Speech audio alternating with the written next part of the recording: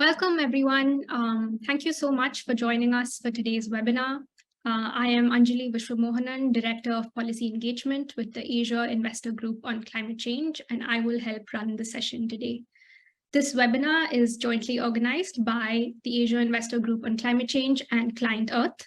Today, we officially launched the new guide titled Greenwashing and How to Avoid It, an introductory guide for Asia's finance industry. In a few minutes, you will hear a presentation highlighting the contents of the report, which includes an overview of emerging forms of greenwashing and the different regulations, guidelines, and legal actions being taken on greenwashing across Asia and elsewhere. We will also go through recommendations for financial institutions to guard against greenwashing risks. A panel discussion will follow the presentation. We have gathered a fantastic group of panelists to discuss the measures that can be deployed by financial institutions and investors to guard against greenwashing allegations. Just a quick housekeeping rule before we get started. Throughout the course of the webinar, if you have any questions, please feel free to raise it in the Q&A function in your Zoom panel. And so without further ado, I will now pass this on to Rebecca Mikula-Wright, the CEO of AIGCC, to kickstart this exciting session with her welcome remarks. Rebecca, please, on to you. Thank you, Anjali, and welcome everybody this afternoon. We've started very promptly, so welcome to those of you who are joining. As Anjali said, my name is Rebecca Mikula-Wright, CEO of the Asia Investor Group on Climate Change, for those who don't know me. And I'd like to just pay my respects to the traditional owners of the land, the Gadigal people of the Eora Nation, on whose land I come to you from today, and pay my respects to elders past, present and emerging. So very warm welcome to you all to the launch event of the Greenwashing and How to Avoid It, an introductory guide for Asia's finance industry. Organised by AIGCC and Client Earth. So the report that we've launched today came about through conversations we had with members last year around your concerns around greenwashing, and certainly the issue is now well and truly in the spotlight. So the timing is good to have this panel and to bring the report to you.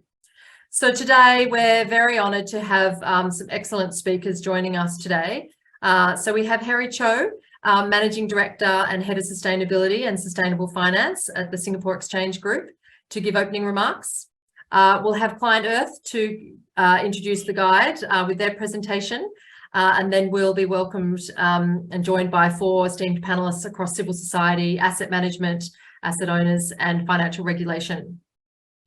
So just for those of you who may not be as familiar with AIGCC, so we're a private forum of regional investors that works to bridge the gap between investors, companies and regulators in the transition to a low carbon global economy. So we have more than 70 members from 11 markets in Asia and some international markets, and that covers asset owners, managers and other members of the investment value chain. So we cover other and investigate significant issues that are relevant for investors around sustainable investing, but that obviously connect in with climate, such as greenwashing that we're covering today, that's of interest to our members, and our members help us prioritise the work that we do so that it's responsive to the needs of investors in the region. So I'm really delighted to be working again with Client Earth. So Client Earth environmental law charity whose mission is to use the power of the law to protect all life on Earth. So this is the second report we've worked on with them. So just moving on to I guess our position and sort of some of the work that AIGCC does in conjunction with IGCC, the Australia and New Zealand group that I also sit across, and how we've sort of approached greenwashing in recent years. So in the AIGCC 2022 Net Zero Investment Report, we found that leading investors in Asia are increasingly aware of the dangers of greenwashing and really welcome more tools and guidance frameworks to combat it. So thus this report. We do see this as a really promising sign of investors' commitment to climate-aligned investments, but also recognising the challenge that it does face. So obviously there's been quite a lot of activity in the Australian market kind of more recently. And greenwashing, you know, as the same within Asia, greenwashing has been a common mainstream term that's been used and, of course, concern for some years now. And we certainly see that translating through to strengthened regulatory action. In the Australian context, last year, the main regulator here, ASIC, signalled they'd be cracking down on greenwashing. And that's exactly what's happened over the course of 2022 and 2023. And in fact, an update to that just last Friday, the Treasurer announced, following a CEO investor roundtable, an additional funding of 4.3 million to ASIC, to the regulator, to crack down on businesses making misleading claims about the sustainability or efficiency of their products. And this funding will be provided to ASIC to expand its surveillance and enforcement actions. So certainly things are, you know, are only moving in one direction. And their comments around this is that, you know, a strong and proactive regulatory approach will reduce the risk of greenwashing, and supporting investor sentiment towards Australia as a destination for green capital. So I think touching on some of the themes that we're going to be hearing about today. Additionally, the Australian Senate has announced an inquiry into greenwashing across the economy, which again is perhaps a precursor to even stronger regulation. And similarly, in South Korea, they have a draft anti-greenwashing bill, which is expected to pass into legislation this year. So just a little bit about why investors should be concerned about greenwashing. It's really quite a tricky space to manoeuvre. We recognise that greenwashing has the potential to really impede the green transition, and it does distort financial markets and undermines the allocation of capital to the transition. So, you know, we recognise there are different types of greenwashing, and some may be deliberate and malicious, but more often, you know, it does seem to be a result of misalignment between companies' desires to meet market demand for sustainability and the difficulty of doing that while also meeting the market's other demands. So the implications of greenwashing aren't just regulatory. Companies and investors face, obviously, reputation loss, you know, public embarrassment around that, potentially long-term loss in returns. And so there is a lot sort of to cover in this space, but I guess a takeaway from today's session, you know, we do need to keep in mind that, you know, we do have ambitious targets out there to get to net zero, and we need to continue to encourage investors to make net zero commitments, but it's really, you know, navigating what that means in the context of greenwashing, how to do that, what are the disclosure requirements, how to meet those requirements, you know, in the way that's appropriate and necessary. So, you know, we know there's cost behind greenwashing, but I think the positive side to this is that we see that this translates into the transition is very real and it's happening now. And so, you know, this is why the transition is disruptive, because and this is a type of disruption that we're facing and we'll talk about. So this event and the report hopefully helps you navigate some of the regulations that are in place, and obviously the work that we do at ARGCC, our working groups and activities are really designed to help provide guidance in an ongoing way so that you can navigate risks like greenwashing.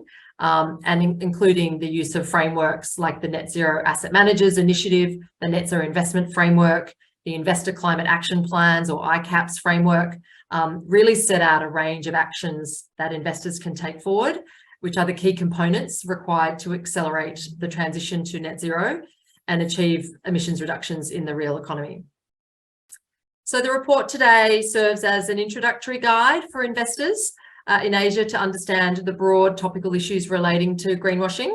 So it'll help you understand what constitutes greenwashing. We track its history and rise across the world, as well as obviously the regulatory and enforcement actions that have been taken across Asian countries against companies and investors accused of greenwashing activities of different kinds. So finally, the guide provides 5 practical and key overarching simple recommendations for investors, so that hopefully you avoid being caught up in any greenwashing sort of accusations or allegations. So obviously, I'll hand back to Anjali now, but enjoy the session and of course download and share the report more broadly with your networks. Thanks everybody. Thank you, Rebecca. Next, we are honored to have Harry Cho, Managing Director and Head of Sustainability and Sustainable Finance at SGX, to deliver a keynote speech for this session. Thank you, Rebecca, and thank you, Anjali. First off, many congratulations to AIGCC and Client Earth, and of course, all the members of AIGCC as well, who contributed on this important report. Thank you also for the opportunity to share with this community on a few thoughts from my end. I am talking to the preached here, or rather I'm preaching to the converted here, but we know that Asia will make or break our ability to meet the global goals and the Paris Agreement and beyond. So just wanted to recognize one more time that the work that we are collectively doing and the progress we make is, needless to say, absolutely critical. Now, it is going to be an ongoing marathon and a challenge to balance the economic growth and the social needs together with managing the climate vulnerabilities. And this requires a multifaceted approach, not least also being cognizant of other environmental objectives too. We also know that businesses, real economy sector, need to play a leading role in mobilizing climate action from the bottom up. And in order to fund these, sustainable finance, sustainable or responsible investing has become a critical focus in Asia across the markets. The good news is that many of us and many of you for years now since Paris Agreement have been actively engaging on understanding the impact of climate change, climate emergency on your investments and proposing solutions to address these issues too. For example, by setting targets to align your portfolios and developing sustainability climate-related financial products that have been contributing towards the NDCs and beyond, and sector-specific net zero goals too. As you as investors advance climate action strategies, you will face increased scrutiny, as will regulators, as will countries, as will companies, and the expectations from your stakeholders will continue to rise too.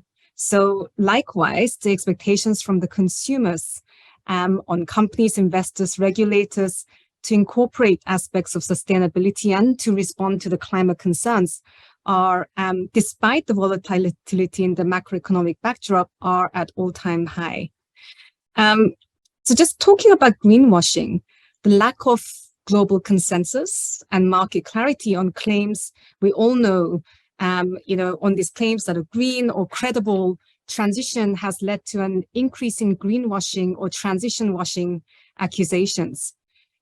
Regardless of investors and intentions by broader market players, greenwashing can have a devastating effect on the overall market, especially given relative nascency of the climate finance in Asia.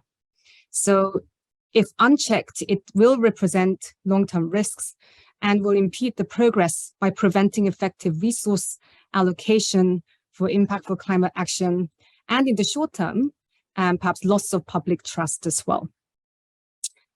Rebecca mentioned the various regulatory drives that is ongoing. There is a very nice summary in the report, so no need to sort of go over those here, but the regulators, governments are all stepping up, in particular in the drive towards transparency and financial products saying what it does on the tin in the labels for sustainable climate-related products and beyond.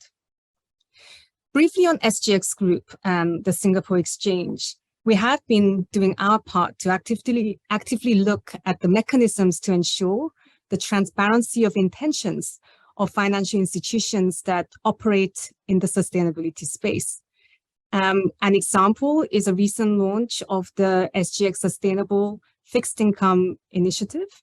The aim of that is to help investors identify fixed income securities that meet recognized green, social, or sustainability standards, and currently looking at how the aspects of transition can be embedded into these initiatives as well to further support the market.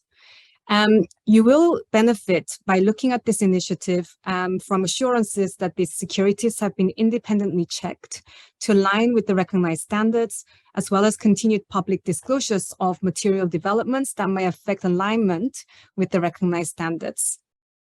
We have also been an early adopter of sustainability and climate-related disclosure requirements in the listing rules for listed companies, which many of the investors have appreciated over the years. The use of transparency as a mitigant against greenwashing also flows through in the products, and this goes for all of us, but also we are helping to develop with partners as well, like for example, in passive investing and even equity derivative space.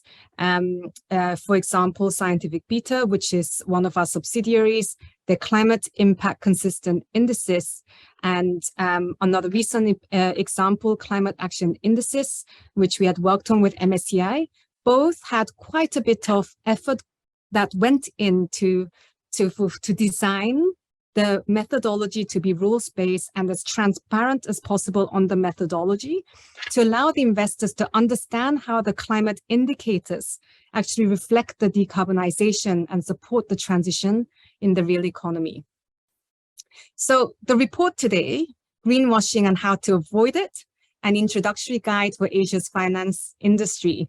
I like the title, by the way, is a useful report for all stakeholders in the financial sector, including for the regulators, to better understand what greenwashing is, what greenwashing concerns currently stem from, where it stems from, and how greenwashing may evolve in the future. It also provides guidance and practical steps to guard against greenwashing risks, transition washing risks, that we hope financial institutions find useful and can implement too. It will help in the continuous need to reflect on and evaluate the climate governance and the communication strategies. This will be an evolving work, as we all know, to ensure transparency of our respective intentions on the climate action. And just finally, the forward-looking approach of the report, I think, is particularly helpful to achieve that. So we look forward to SGX and together with AIGC and Client Earth, look forward to continuously working with the financial institutions and the ecosystem for continued credible climate transition in Asia. Thank you. Thank you, Harry. Thank you for sharing your thoughts and also setting the tone for this discussion on why it is crucial to tackle the issue of greenwashing to enable climate action, specifically in Asia. Now I will turn to Sean Seng, legal consultant at Client Earth, and Daisy Mallet, external consultant with Client Earth, to walk us through the contents of the new guide, Greenwashing and How to Avoid It, an introductory guide for Asia's finance industry. Sean and Daisy, over to you. Thanks, Anjali, and thank you all for attending. Now, the guide is the culmination of months of work, and so it won't be possible to cover everything here in the 20 minutes that we have, but we will cover the highlights from the guide. Now, we'll do some context setting first, and if I can just move my slides along, that would be great. There we go. So we'll cover why greenwashing is a problem, first of all, and there are two responses to that. First is really the fact that it's a blight on the green market. During the keynote speech, Ms. Harry Cho very ably mentioned how the sustainable finance within the context of Asia is going to be critical in the fight against climate change. It is the next decade will be critical in that effort, and lots of that action will depend on where capital flows. Now, greenwashing, however, misallocates that capital to places that may seem green, but are not really. It impacts green markets as well because it creates an uneven playing field between companies that are genuinely greening their operations and their supply chains and undertaking the costs that are involved in that process versus those who are not. The green transition is also going to be affected because all this greenwashing creates for a confusing landscape for investors to really know what is green and what is not. We've already seen a loss of confidence in the green bonds market in 2022. And so greenwashing has the potential to turn away much of the needed capital for the green transition. Now, the second problem really points to greenwashing suffering from what we call a definitional issue. At a basic level, we do know that it means and refers to the false, deceptive, or misleading communication. But this is not a legal definition. This is not a definition where we can box tick and say and conclude that this is a case of greenwashing, and anything that falls outside of it is not greenwashing, because the term covers a wide variety of conduct. And therefore regulation becomes difficult, because essentially what you're trying to do is to control what is an ever evolving and even amorphous problem. And I have a 6-month-old baby, so I know a little bit about what that means. But where consensus has begun to emerge really is whether you do need deliberate intent to mislead. And based on the survey of material that we have done through this exercise, the consensus is growing that there really is no need. What really is at the center of the analysis is whether that is how the communication is perceived. So to really put yourself in the shoes of the person reading the communication and really asking yourself, how might this be interpreted? Now, now knowing the problem of greenwashing, what it is, let's take a look at how it arises. Now, this infographic explains in a rough and ready fashion how greenwashing rises in the financial markets. There are two main drivers. One is the green market opportunity, and the other is the push for net zero. These exert pressure on all players along the investment chain, and you'll see from the slide that there are really two stages of greenwashing that can arise. Now, unfortunately, we don't have time to explain the details of this, but suffice to say that we will elaborate upon all these points in the guide itself. So what's being done now? Greenwashing is being recognized the world over as a serious risk to the green transition and economy. And so regulators in the UK, Europe, US, Australia are starting to take notice and are starting to really ramp up enforcement action. What about Asia? As of now, I will say that not as many jurisdictions in Asia are taking enforcement action or litigation action, but you can see that the regulators in Asia are making very targeted statements in wanting to address the problem. So, for example, you have the Hong Kong SFC making a statement that they want to ensure regulators are playing their role in ensuring a green finance initiatives are properly regulated and market integrity is maintained. Japan's Financial Services Agency has made similar remarks, stating that the Japanese regulators will step up scrutiny of financial products claiming to be environmentally friendly and to look out for greenwashing. So it's in their sights. I will say, as I mentioned earlier, enforcement action and litigation is not as prevalent in the context of Asia, but that may change. Why? Well, that could be because of the evolving regulation and guidance that we are witnessing across the world, including Asia as well. So now, having surveyed the vast majority of these regulations and guidance that we are seeing and occurring within the Asian context and beyond, we found that these have tended to fall within one of 5 categories. You've got number 1, disclosure and reporting.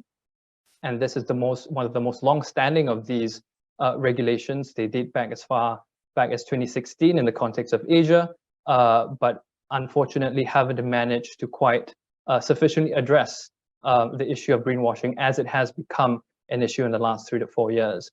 You also have climate taxonomies, and one chief example of this is the version 2 of the ASEAN taxonomy on sustainable finance, which was recently published.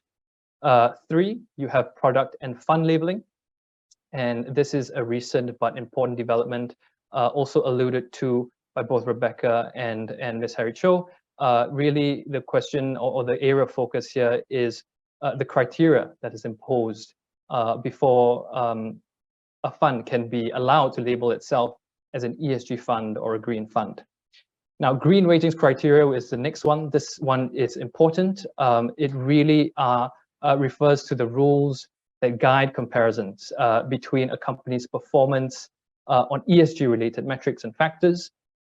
The finance industry relies so much on credit rating agencies and third-party data providers to guide investments and make investments guide the decisions. These really are the rules that will enhance transparency and consistency on how companies are rated or evaluated on ESG-related metrics. Now, the final one is on net zero integrity standards. So once institutions set net zero ambition, how credible are these ambitions? How do you assess this credibility? Now, these standards help with that and clear guidelines and provide clear guidelines on the meaning in practical terms of when you set net zero ambition. Now, these are all elaborated within the guide itself, including the countries and the regions that they're taking place. For now, you will see from the slide that there are these colored circles at the background, which indicate at which level they're taking place. And these are at the international, regional, and domestic levels. Some are happening at all three levels, such as disclosure and reporting regulation. Some are only happening at the international level, like the net zero integrity. But these are likely to shift over time. And insofar as we've indicated the levels in these circles are only going to expand rather than contract. Now, on the topic of future trends, we just wanted to explore where greenwashing would be happening next, based on the current patterns and trajectories we've observed. We've identified 4, and once again, these are all elaborated in much more detail in the guide. But first really is greenwashing by association, and this is the idea where intermediaries or asset managers who have green portfolios may well be regarded as greenwashing if they include portfolios that are themselves greenwashing. And this may very well happen if there is inadequate scrutiny and stewardship by asset managers in how these companies are added into the portfolio of fund.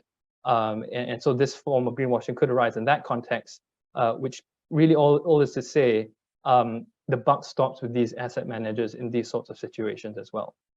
The second one is transition washing. That was referred to a couple times earlier. This is a big one. It arises because of the relatively new development of providing transition finance. This is not green finance. This is finance that is meant to help brown assets or high emitting entities transition towards becoming green. Not to put too fine a point on it, but transition finance is critical. But the susceptibility to and danger of greenwashing is high because you're essentially funding brown assets. So clear guardrails to ensure finance is used for transition for that specific purpose needs to be put in place to avoid transition washing. Now, greenwashing via offsets is where a financial product is marketed as green, but relies wholly or substantially on voluntary carbon offsets to support the claim. Now, this is not so much horizon gazing as it is an extrapolation from what is already out there. There are already similar cases of greenwashing being taken out in these sorts of contexts, but in other sectors like aviation. But it's not a stretch to see how it could happen in the context of the financial sector as well. The final one is competitor claims. It's not regulators. It's not even the competition watchdogs which are taking action. It's really fellow competing companies. We earlier mentioned how unsubstantiated green claims can create uneven playing field. So we'll likely see an uptick of these forms of greenwashing claims as greenwashing becomes a problem in disadvantaging companies which are genuinely greening their operations. And with that, I will pass over to Daisy, please. Thank you, Sean. So I'm going to be talking to you today about the risks of greenwashing, the different types of greenwashing, and then the consequences of greenwashing. And then I'll also talk to you about the best practices as we've set them out in this report. Starting with the legal risks. There are obviously legal risks of claims being filed in courts or companies and financial institutions being notified to regulators. Those risks are for the financial institutions themselves, but also for their officers, so their directors and trustees. The claims that we have surveyed around the globe have a variety of different legal grounds for bringing the claims, and they take different forms in different jurisdictions, as you would imagine. Generally, these claims are not founded on climate law. Instead, they're using the general laws that exist in each jurisdiction to found these claims. So examples include common law claims for misrepresentation, civil law claims for misrepresentation as well, consumer protection law claims, competition law claims, and claims of breaches of advertising codes. And these claims are being brought by a variety of different actors. Civil society in particular has been very active.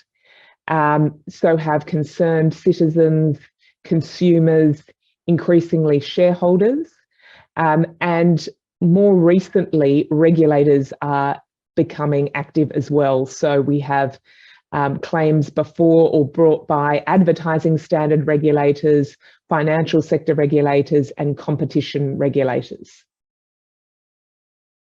What we have done in the report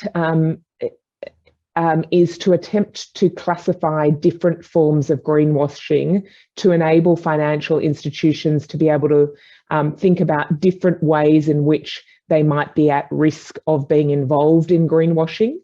And so we have set out 4 different categories, and you have them listed on the screen in front of you there. There is enterprise greenwashing. So that's where a financial institution via its advertising or other green statements portrays or labels itself to be green. And the allegation is that it's not truly consistent with that label throughout the organisation. That can also occur in the context of an organisation's net zero or other green claims. The second category that we have is fund or product greenwashing. And that's where a fund or a product that's marketed as green, and yet the strategy implementing that product is only partially applied. So an example is you might have an ESG fund, but that ESG strategy is only partially applied or applied to a proportion of the investments within that fund. And then things get thorny once we're in the space of financing assets and allegations that that financing might itself be greenwashed. So it can arise in a number of different financing contexts. If we start with project finance, the question to keep in mind is that project that is being financed in keeping with any green claims about the project itself? In the corporate finance space, we're seeing that increasingly lending is being provided as corporate finance when the corporate's projects can't be classified as green. And then the question for the financial institution is the corporate finance that's being provided to that entity consistent with the lender's own climate policies and commitments? In the transition finance space, this is a thorny area, as Sean says. The question is, what is the finance actually being used for? And is it clear to the market that it will only be used for that purpose? In the bond space, we have seen issues both within the sustainability-linked bonds and green bonds. The question being, what is the green impact or the metrics that are being achieved in relation to those products?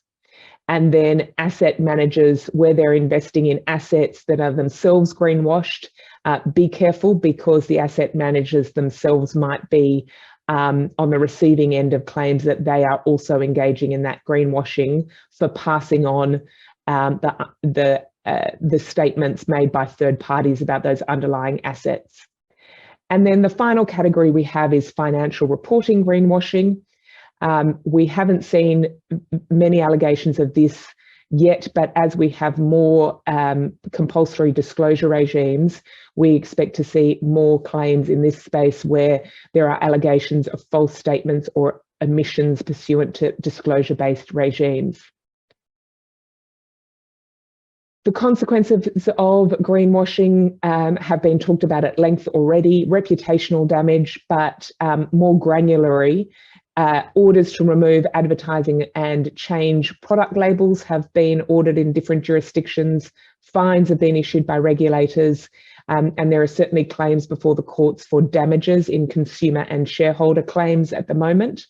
And then there's that broader financial system impact piece, repricing of a green product, repricing of the whole green asset class, concerns around capital exodus from the financial product or category, reduced capital across other green asset classes as contagion occurs, and negative impacts on financial stability of all green asset classes and less capital for the green transition. So the consequences are certainly at an individual, officer, company and system level. Now I'm going to turn to what we have set out in our report as the 5 pillars for guarding against greenwashing. And I'll briefly go through each of those 5 pillars. The first we call Screen Your Green.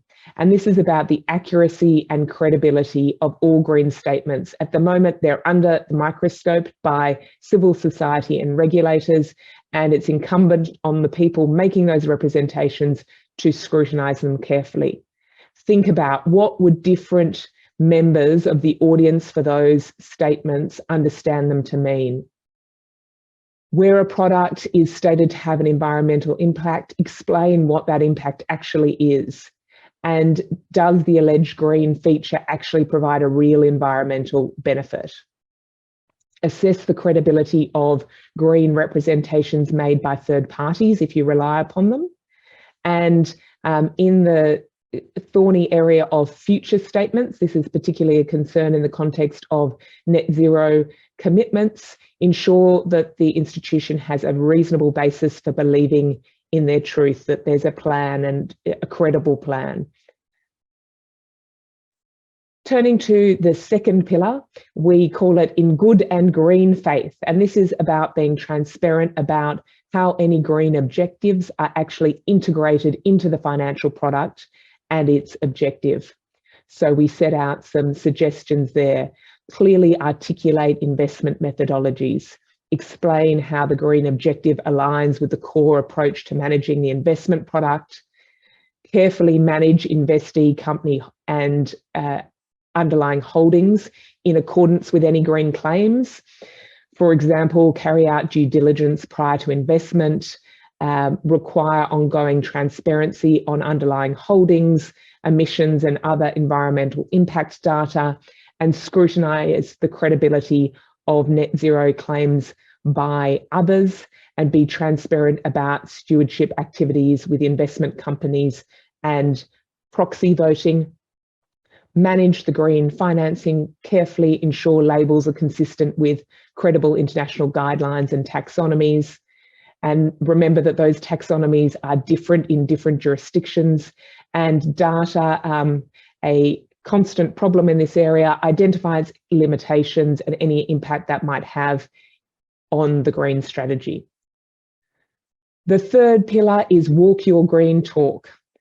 Ensure that the green image portrayed to the market is consistent with the internal actions of the companies and also all actions with third parties. So align labelling of the financial product with stewardship, ensure that the organisation across the board is acting in accordance with green policies. So within different silos of the organisation, we recommend third-party verification of climate and other green reporting to add credibility and robustness to your internal processes, and ensuring internal capability, you have the right skills and training if that's necessary.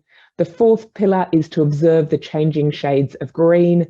Really, that's about expectations and regulations are rapidly evolving, so monitor developments in all jurisdictions, both in regulations and in expectations and arising from net zero commitments and alliances.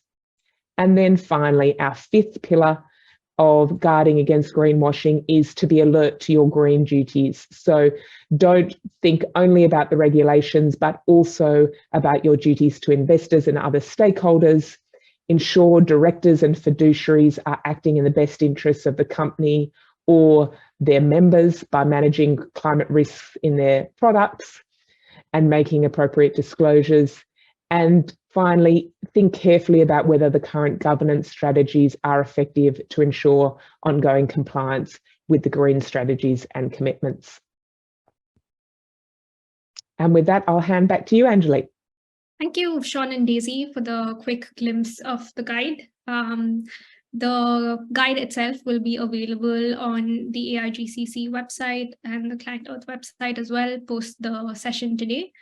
So we encourage you to go take a look and circulate the report within your network, as it might be helpful to investors, practitioners, regulators, and everyone else that we mentioned during this discussion. So right, now we'll move on to the panel discussion that will be moderated by me. And I'm lucky to be joined by 4 stellar panelists. Let me introduce them. So we have Zoe Bush, Senior Solicitor with the Environmental Defenders Office. We have Sophia Cheng, Chief Investment Officer of Cathay Financial Holdings and also Chair of the AIGCC Board Committee. We have Elaine Ang, Senior Associate Director with the International Affairs and Sustainable Finance Division of the Securities and Futures Commission of Hong Kong. And then finally, we have David Smith, Senior Investment Director with Aberdeen.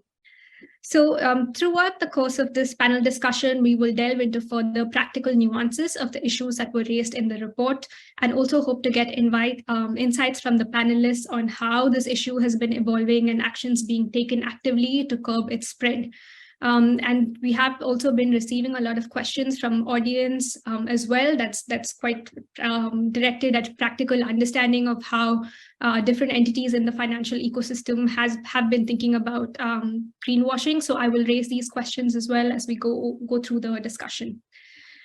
So first, I think just following on from Daisy's conclusion about recommendations that different institutions need to take, I want to sort of take a step back and sort of go around the financial ecosystem and understand there is a level of expectations and accountability element between the different entities that operate in the space already to prevent greenwashing. So let's start with that general topic of discussion. So I will first turn to Elaine to highlight regulatory expectations that are prevalent from investors and investment products that incorporate a sustainability or climate element. Elaine, over to you. Thank you very much. And thank you, AIGCC, for organizing this and for having me here. As I am listening to the opening remarks and the report, the summary of the report, I realized that I'm going to be in line for a lot of questions. So looking forward to this discussion. Right, so I do not deny that there has been a lot of regulatory attention in sustainability. If you think back about the reason for this happening, it's because of the incredible rise, of sustainable finance, ESG or green finance or sustainable, the whole sustainability term. Rightly pointed out in the report, regulators are concerned about greenwashing, misleading investors. And so this centers around our responsibility to keep markets fair and transparent and operating in that manner, and to ensure that investors are protected. In order for us to do that, we depend on the regulatory tools and the regulatory definitions and regimes that are already in place. And to be honest, from our point of view, greenwashing or ESG washing is no different from any sort of misrepresentation that can occur within the asset management industry when you're selling products to investors. The main problem here is because there is no clear definition on what green is or what is ESG or what defines sustainability. And even within the sustainable finance field, if you ask different people, they have a slightly different definition of everything. So therein lies the main problem. The SFC, we work with other regulators around the world in this organization called IOSCO. So it's the International Organization of Securities Regulators. We are one of the vice chairs of the Sustainable Finance Task Force, and we work very closely with other peers who are interested in this topic on what are the regulatory developments or the regulatory expectations that we should be putting out, as a body in general. And then within its jurisdictions, they would take that and implement it locally, just as how we have done it in Hong Kong for our expectations on asset managers, on the disclosures for ESG funds, and now the disclosures by listed companies, right? So, but the principles are all the same. Essentially, we recognize there are non-financial risks that are in the market that could affect investment products, in investment funds, and that certain investors want to know about it, and certain investors, because of their preference, and certain investors want to know about it because of the risk that it brings to their products, to their investments. So then asset managers or sellers of investment products needs to have a responsibility to ensure that this information is disclosed in a clear and simple manner that can be understood by the users of this information, right? So that's a very long story about why we are getting active into this. And in a very high level, what we are expecting. It's complicated when you go into specific greenwashing topics. But if you take a step back and think about how you should be constructing your portfolios, how do you define your investment strategies, and how do you then sell these products, they are no different from what is expected of any asset manager at this point in time. It's just that this has a slightly green focus or a sustainability focus. Great. So I might now turn to Sophia to walk us through perhaps the standards and expectations from asset owners, both from companies and asset managers on greenwashing and ESG related claims. Okay, thank you. I'm so happy to see the report. I think over the past years, when we see various stakeholders learning more knowledge about what the others are doing, it's getting harder and harder for corporate to do anything misleading. And yet today we still see many wrong behaviors. They may not walk their talk that much, but I think with this effort together, we have been holding quite positive view. I don't care how others do. Can I do a bit more? And then we prove it works. Then we can invite more people to do. So we have done that in past couple years. I'm very confident that with such an effort, we can also move the world to better standardized, and people can benchmark similar standards while also respect some local difference and eventually target the same goal. So for Cathay Financial Group, we run the biggest financial group in Taiwan. About 60+% to 70% of the asset is life insurance asset. So typically we are defined as an asset owner. And then for the investment, you have part is our direct investment, which we have implemented ESG integration and already 7-8 years. And we built a database. And then originally the coverage on Taiwan wasn't enough. And we work with local university to have a proper, more international standard way of ESG rating.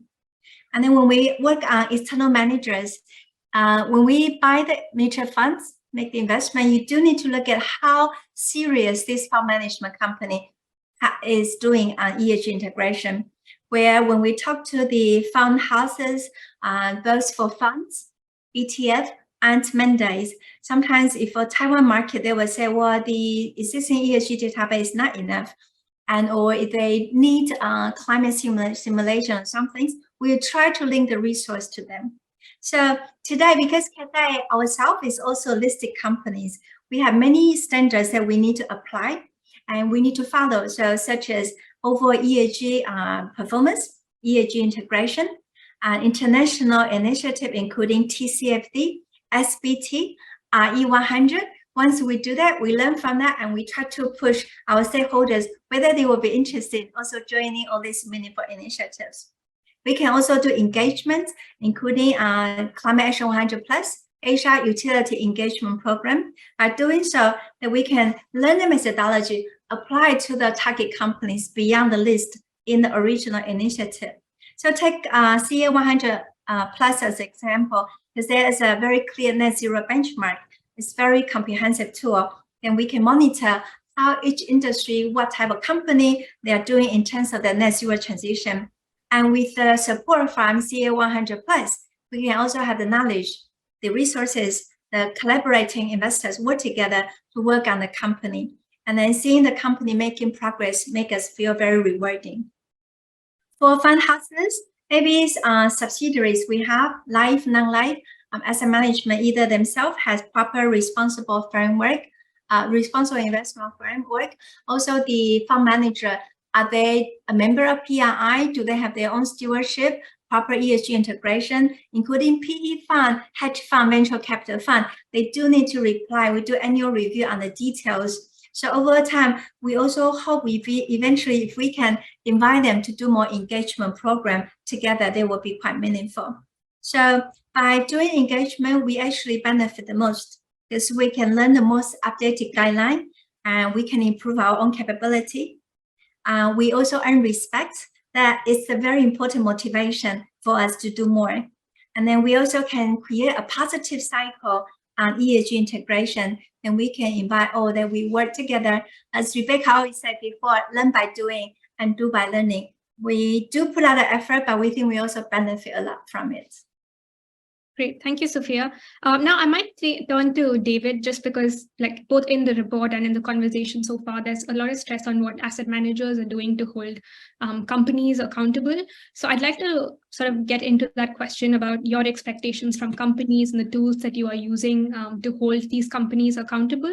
And then also one of the questions that has just come in, which I think is very relevant to the conversation that we've been having so far, is that if any action that doesn't breach any regulation around greenwashing, so long as it doesn't breach any regulation around greenwashing, is it not greenwashing? So does it have to be linked to greenwashing regulation for it to be actually termed as greenwashing? And I'd like to get your views on that as well, David.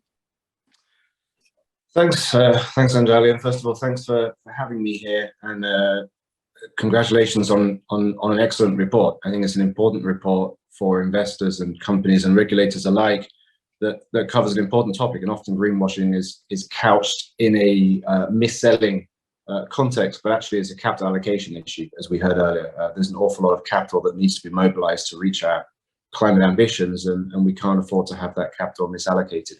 Now, in terms of the expectations that we have of companies, I think very much in line with some of the comments earlier.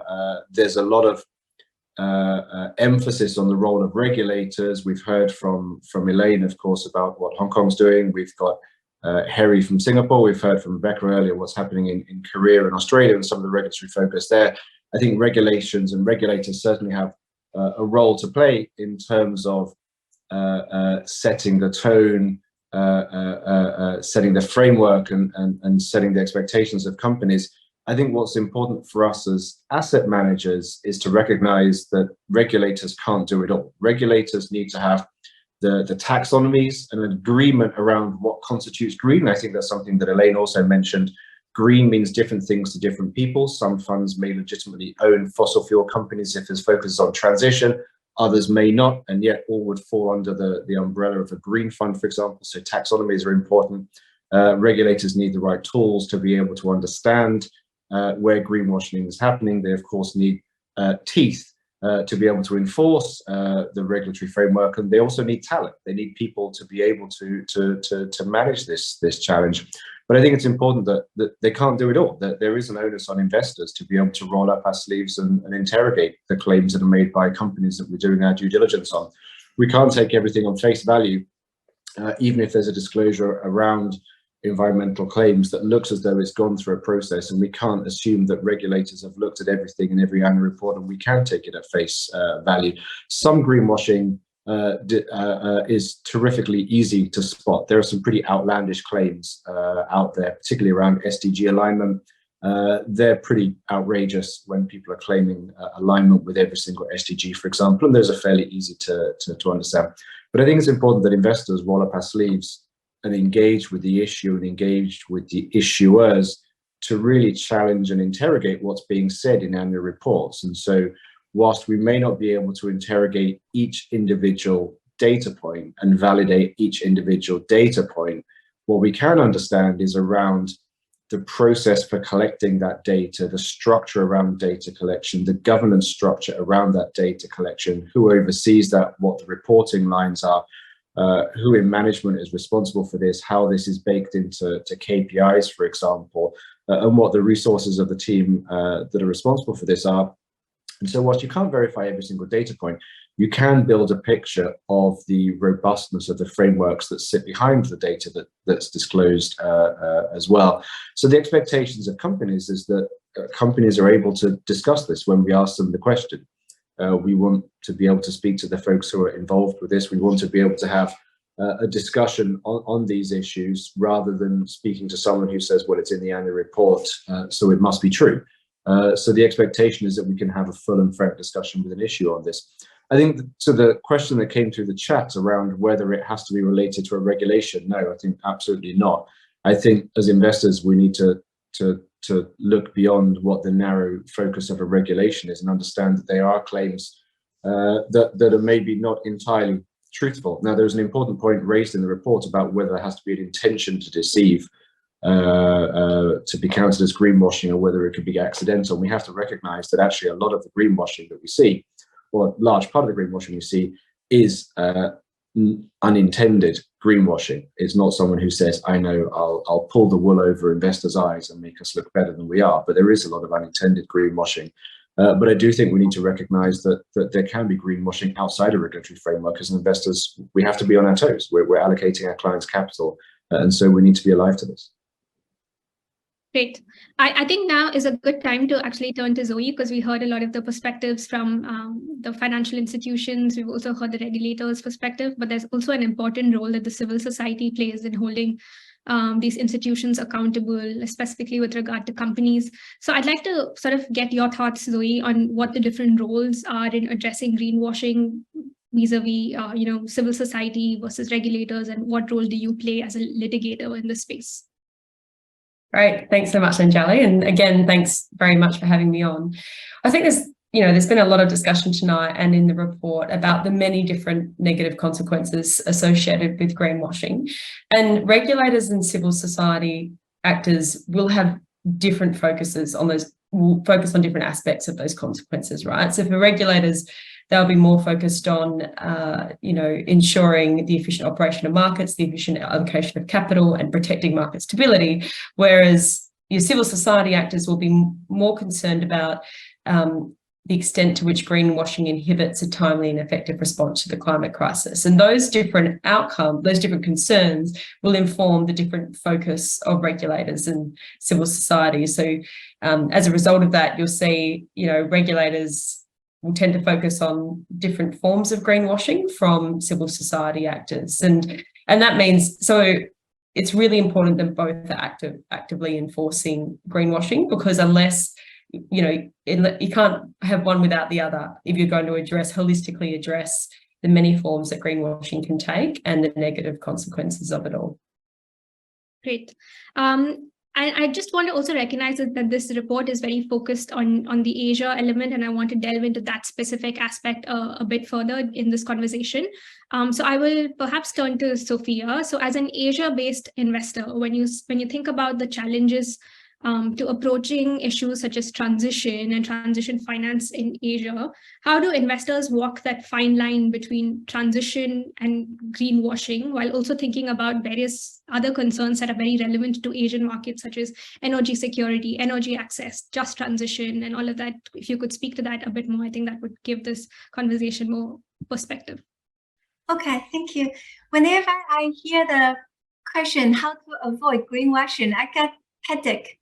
Just simply don't do greenwashing. So we are all adults. Can we do something meaningful and respectful? And we need to design a whole system assuming someone else will be thief. And then second, we have very high standard on ourselves. You cannot afford any tolerance for mistake. What's wrong with lending to someone who later greenwashing? I just divest. And so I can think about the potential challenges in Asia when I look at a couple years ago when we start to work on this versus global. Sometimes there were some challenges we face. In 2021, Japan government launched the Asia Energy Transition Initiative. And during the report, I mentioned about some possible challenges in Asia, including there is a diverse starting point for country and their dependence on, for example, energy like in coal. And also there is a very natural resource for renewable energies. For example, Taiwan, we depend 97% of this country's energy depends on import. And so that's why we spend many years trying to support renewable energy. When it grows to a state, we can start to push reduce on coal, zero coal, and then reduce on fossil. So every country, their natural resource situation is different. And also the Asian countries, they are also different economic stage. These all need to be put into consideration. And then when we zoom that down to industries, and the OECD has did an industry survey, key challenges in transition finance. It also highlighted lack of climate and transition related data, which earlier speaker already mentioned that. And also variation in countries' net zero commitment and NDC. And a couple years ago, this was a big debate in Asia. Today, we have already 15 countries or markets that commit to net zero or carbon neutrality. So another few years later, I think with the peer competition among all the countries, I do think the progress in Asia will get better standardized. And then still many countries, the lack of rational sector pathway. And Taiwan has our net zero pathway in last year, announced in March, and the Ministry of Economics put a lot of effort pushing that. So what we do is try to talk to our stakeholders, our credit borrower and investee company, what is your progress? Do you need any help and any knowledge? And also for many countries, affordability for companies and sectors is also very important. And then we zoom into very micro into this sustainable project, transition finance project. And there are many projects that are really meaningful. But often when I take a look at this project, some of them are very hard to understand. Some of them don't have very minimum proper details. Some of them are simply financially not visible. And eventually, if a bank they feel is not bankable, not investable, they will walk away. And second challenge I see is financial institution, if they have sufficient visitors to apply for loan and investment, they tend to have lower initial incentive motivation to take a look at these new projects. And therefore, but they do face a lot of challenge on their effort on green finance.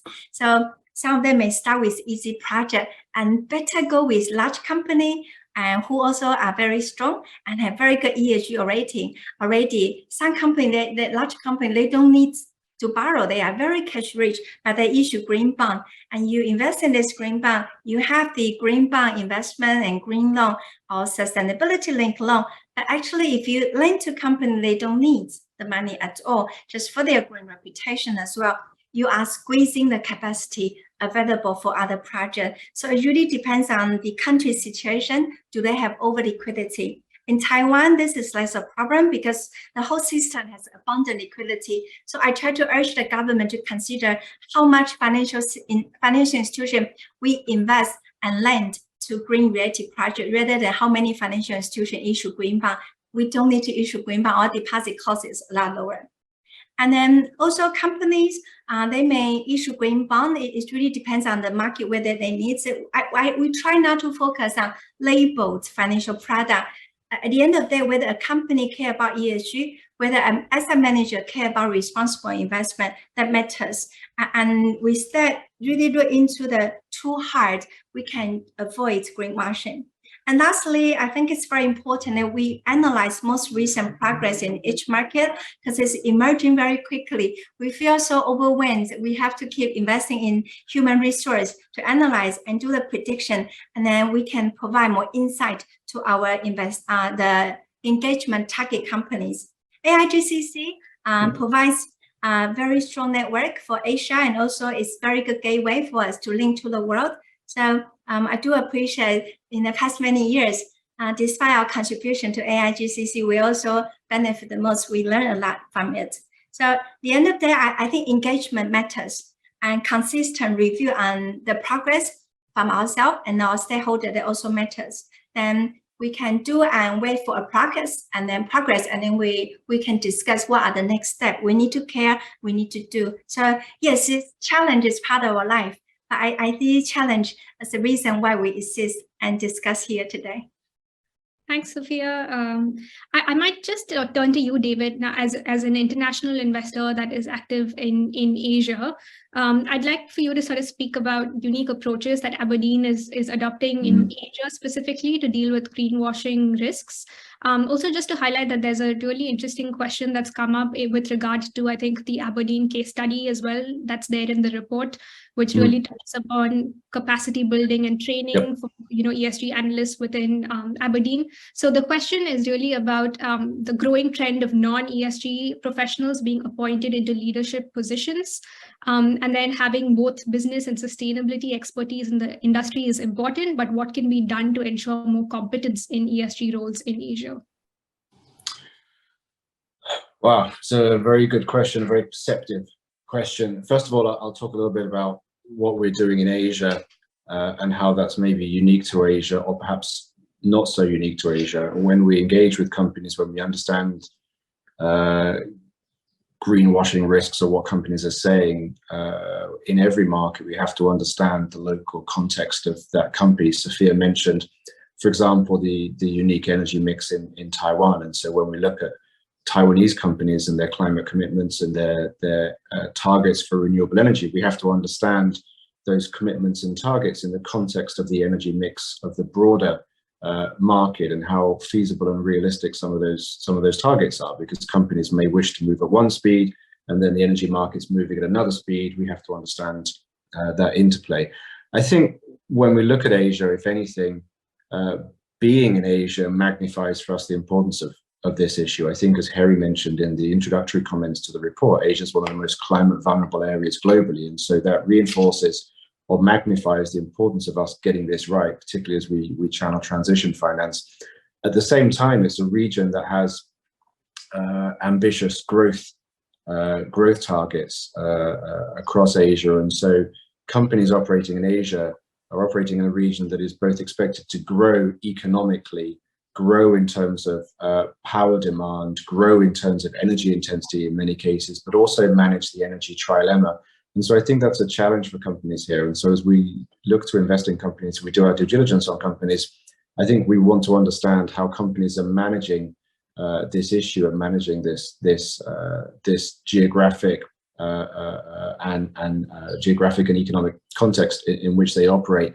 But that's not necessarily unique to Asia. As we invest in global emerging markets elsewhere and other markets around the world, then we have to be aware of local context. And so, yes, we're aware of Asia, but also we have to be nuanced in what we're looking at elsewhere. In terms of what we're doing, and I'll focus on the case study earlier, something that we developed a few years ago was a series of training courses and capacity building tools that we use both internally, but also across the industry to some of our partners in Singapore and beyond, where we're looking to build capacity through both introductory and more advanced courses on ESG. We're aware that across the industry, there's different levels of familiarity and awareness of ESG. And so one of the requests we got from many of our partners was, can you help us through our different layers of colleagues, whether they're client facing, whether they're fund gatekeepers or research, for example, can you help us upskill here? Can you help develop a course? And so that's something that we've done. We've been quite pleased with the uptake around the region as we've developed that tool in partnership with IMAS here in Singapore. So that's terrifically important. I think there has been a lot of hiring into ESG roles across Asia over the last few years, and that's happened at the same time as we've seen this very strong growth in interest in ESG. So we've had a big pull of talent into the industry of people with different backgrounds, and I think in some ways, I think it's important that we have different perspectives as we look at issues, whether they're from traditional investing or they're from other backgrounds, and so we should embrace it. I think we should, however, expect that folks looking at investing in companies are able to marry perspectives from ESG, but also from the investment perspective as we engage with companies, and so that's terrifically important for the industry if we want to achieve our goals. But there has been an awful lot of hiring in this space, and I think that's something that a few asset managers around the region and other stakeholders are bedding down over the last few years to make sure that there is that baseline acceptance and awareness and familiarity with ESG. Great. I think maybe Elaine, to turn to you, I think we've heard quite a bit about the necessity for investors to engage with companies and to understand the way that they think about actions associated with the claims that they make. So maybe if I could turn to you, so one of the mechanisms for investors and the general community to understand companies better is through disclosure. But there's also a sort of a problem there, right? Like, so disclosure of data is good, making data available is good, but I think there's some level of concern that now with the level of disclosure requirements that there might be too much data that's out there that makes it quite difficult to understand exactly what companies are doing, just because you might end up just navigating way too much data to really make sense of what is happening. So I wonder if there's a role for regulators there, specifically in Asia, as we are in the process of implementing a lot of disclosure requirements for companies. Can you sort of maybe highlight some thinking about how you are thinking about navigating that issues around disclosure? Yeah, thank you for that. That's a good question. So first of all, I just want to make a point that disclosures are only the superficial layer, right? A lot has to happen before you get to the disclosure bit, including getting data, including collecting data internally, verifying it, putting it together so that it makes sense, and then finally disclosing the portion that you want to be exposed to public. Right. So there is a lot in there. So disclosures are just the first step. Data is an issue. From our perspective, we've been hearing a lot from the market that there is insufficient data so that companies can report accurately. So on the other side of the fence, I guess, on the other side of the pond, then the investors are saying that there's too much data because then they have to make sense of it, okay? And we're kind of caught in the middle, right? So the issue of having a lot of data has been around for a very long time, right? I was in the ESG field before I joined the regulator, so that has been there for a long time. And this is also the reason why ESG ratings have gained so much popularity or support, or well, good business in that sense, over the last few years, because they help investors distill information. They help to condense that into a simple, easy to understand rating. What regulators can do, and I think what we should do, is to define properly what data is needed. Because even if you take a very simple piece of data like scope 1, scope 2, scope 3 emissions, how do you calculate it? How do you define it? What's your scope? If all of that information is properly defined, then when the data is exposed to public and investors are using that information, they do not need to do as much post-processing work. So they can take it.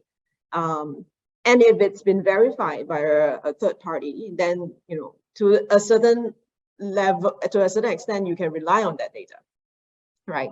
And then obviously it depends on the asset manager level, how much resources they have to further cleanse that data. So I think the regulators can play a role in that sense, making sure that the definitions are clear. And then globally for us to also then agree on a set of criteria or a set of standards that we can all support. And I think we're getting closer to that. I mean, you know, with the ISSB standards that might be coming out that are coming out in June, I think we will have that very first time where we all agree on something. And hopefully that can be the foundation for building on future disclosures going forward. Yeah, so that's the question. But I wanted to just come back on one point that was brought up earlier around if it's not caught by regulators or regulations, that it's not greenwashing. I mean, obviously I have to talk about this, right? The first thing first is that regulators cannot define everything. It will be a horrific situation if regulators came out and say, from A to Z, this is greenwashing. So we will never be able to do that because the market moves very quickly. It's like, you know, trying to catch, I guess, thieves, although I don't mean it that way, but, you know, innovation in financial sector happens all the time. And we will not be able to catch everything. So we need to stick to the principles of what we think should conduct of financial intermediaries, how they should behave.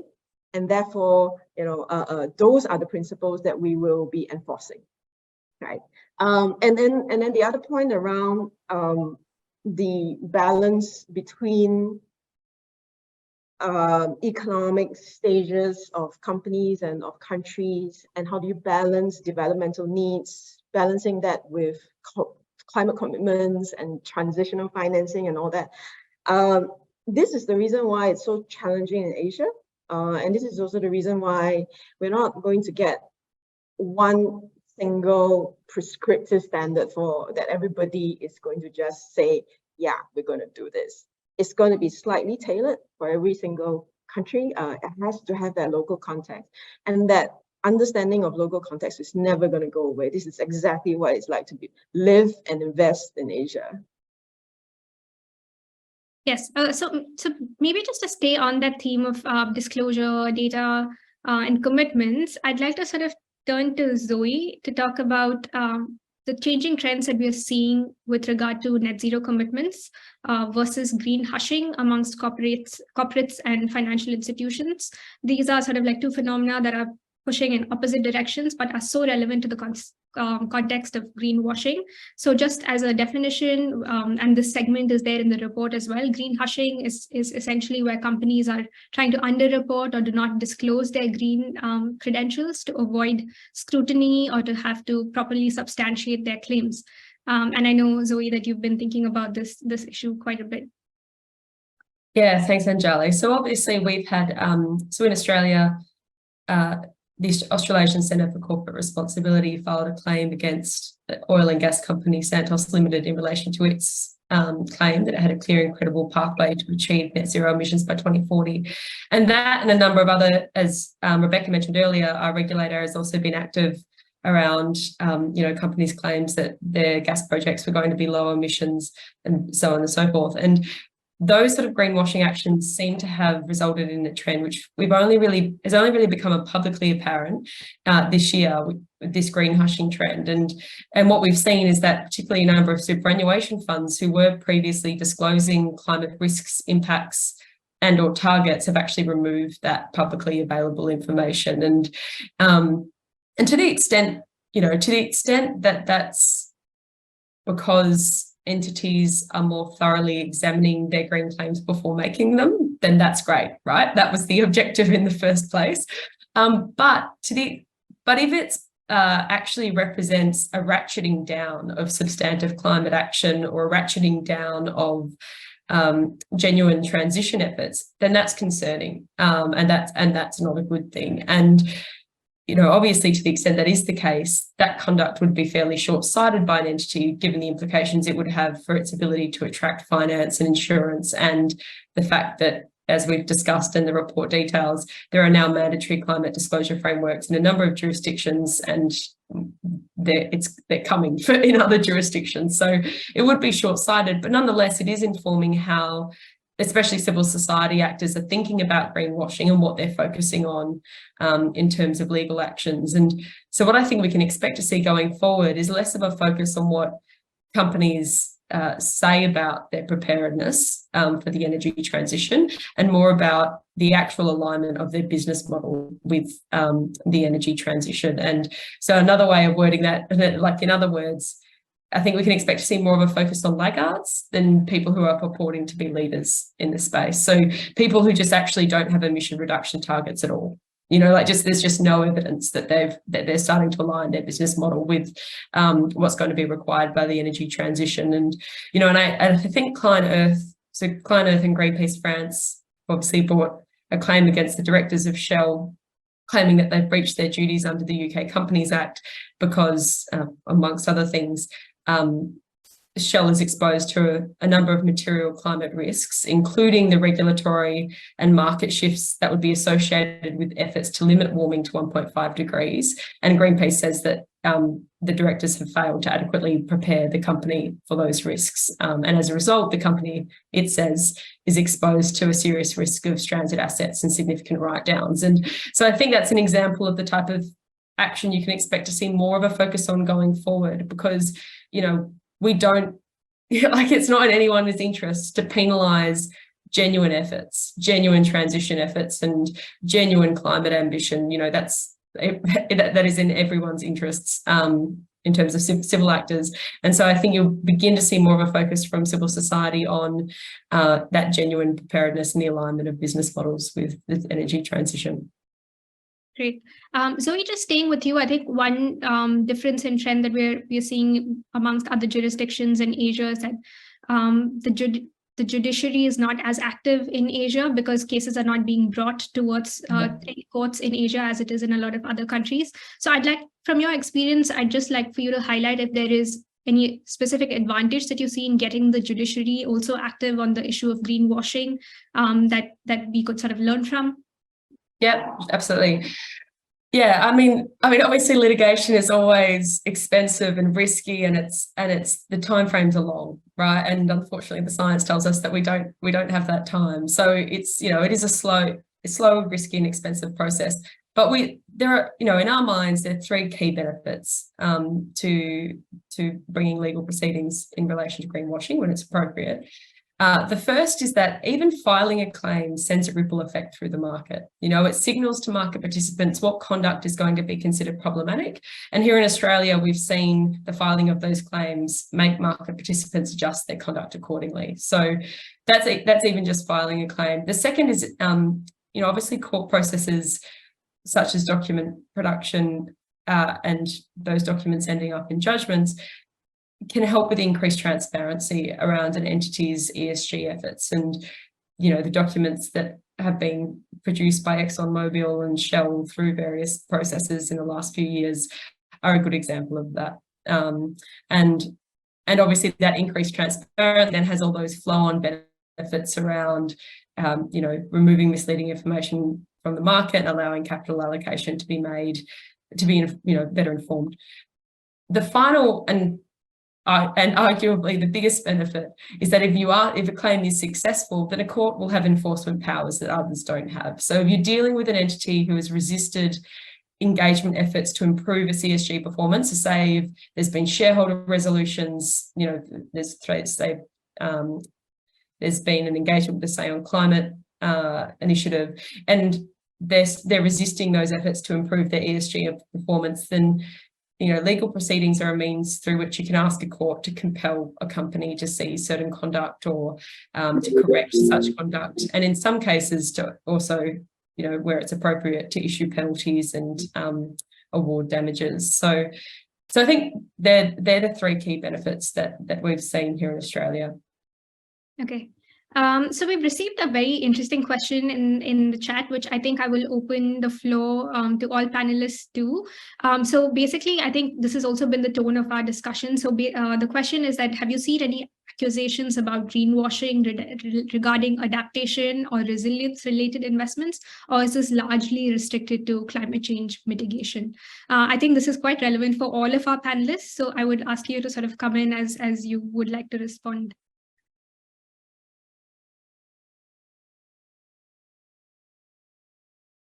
Perhaps, David, this might be relevant to your engagements. Yeah, and so I think the answer is clearly yes. Obviously not going to go into examples, but I think what we've tended to see more of is unsubstantiated, or what we tend to see is unsubstantiated claims of resilience and ability to adapt, rather than outright greenwashing per se, which are maybe two sides of the same coin. But obviously that's a big part of what we're speaking to companies on. But annual reports tend to have commentary around resilience. We think will be okay if sea levels rise by, however much they predict they're going to rise, whichever company we're speaking to, we think will be okay. But without much detail to substantiate that, then of course we can look at our own numbers and our own internal tools, and we can say, actually, we're not sure how credible that claim is.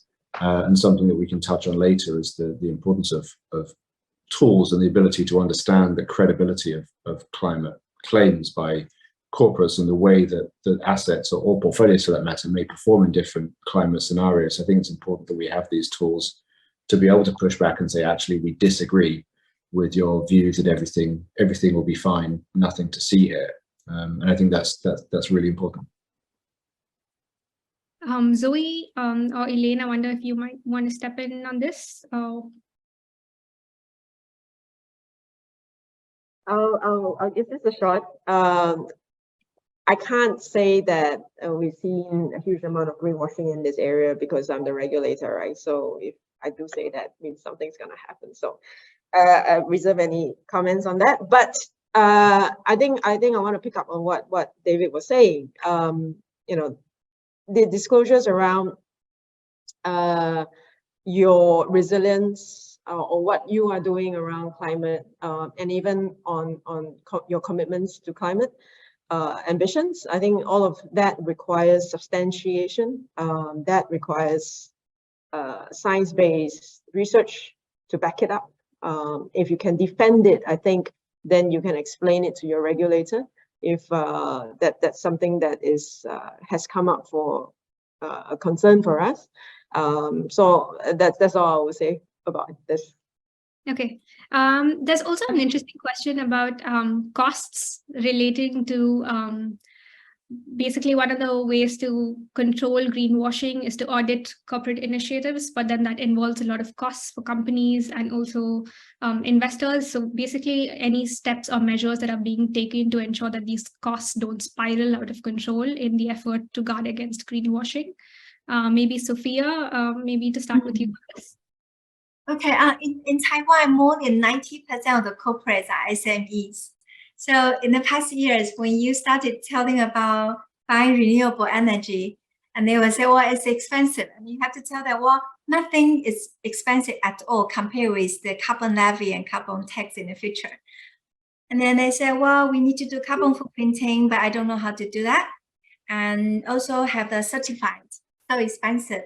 But if we come back to the idea of materiality, whether they have the third-party certification, especially on emission, it's not that critical because unless your supply chain customer asks you to have a certified number, your scope 1 and scope 2 come from fuel purchase, electricity, unless you are in some special industry. Otherwise, just the fuel, the car, the gasoline we buy, the electricity we buy pretty much maybe cover 90% of the emission for these SMEs. So yes, they have budget constraint, and we will think about where are the possible solutions unless they cover the super majority of their emission. And then the CSR report, they tend to communicate with so many stakeholders, and therefore with GRI standard, and you need to disclose TCFD and all these important elements. I think it's already well set there. So when we decide, besides CSR report, what else? I need a third-party certification. For example, in 2021, we asked a third party to certify when we label SDG as number X, do we really qualify for international standard? Because you start to see some corporate claiming that they fulfill all the 16 SDGs stuff. Yeah, so when we see a kind of general problem, we would want to be the first leader. We do have someone to certify. So we have, I think there's somewhere around 9 or 10 SDGs that we do follow the global standard on those criteria. So because there is if every single action we need to have third-party certification, it's okay to do that, but it may not be the most efficient in terms of how much time we need and the resource available. So can I also think about some mechanism we can try to push what we want it to happen rather than the tick box? And today we have regulator, we have the management, the board, we have stakeholder, investor, supply chain, customer, and all the company already know no ESG, no money, no ESG, no business. And so with regulators setting out the standard, stakeholder monitor what's happening, and we do engagement if there is any wrongdoing, or if they are a bit slow versus global trends, we can always take the action first. So that's why in our engagement, we focus on two important parts. One is information disclosure. There's no disclosure, no foundation for dialogue. The other one is their climate governance. How are they responding to climate action? And this involves with broader and broader area, from not just emission, but also the overall systemic change on water system, water resource, biodiversity, and nature. So it's kind of expanding over time. So to answer, sorry it takes so long to answer. I do think the certification is good if they have sufficient resources. But as Elaine just mentioned, not just regulator cannot define everything.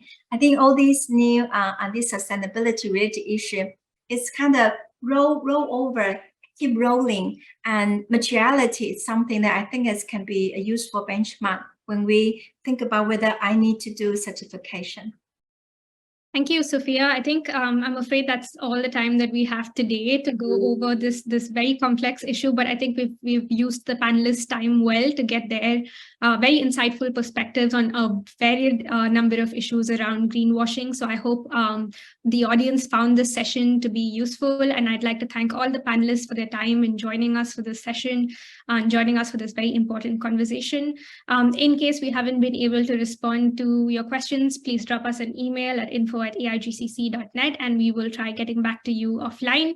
I'm just highlighting again that the report will be made available on our website right after the session, and the recording for this session will be made available on our YouTube channel and shared with you for replay. Thanks everyone again for your time, and we look forward to taking this work forward. Thank you.